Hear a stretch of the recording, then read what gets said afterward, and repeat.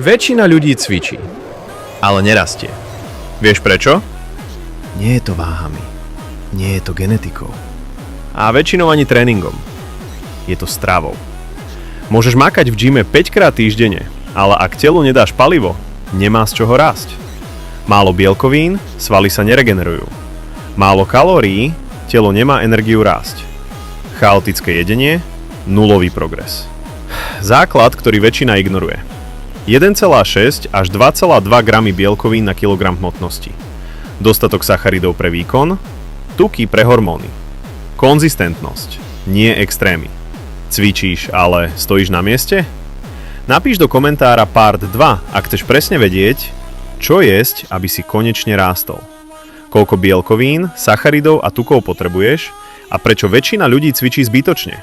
Daj follow, aby ti ďalšie video neuniklo. Pôjdeme konkrétne, jednoducho a bez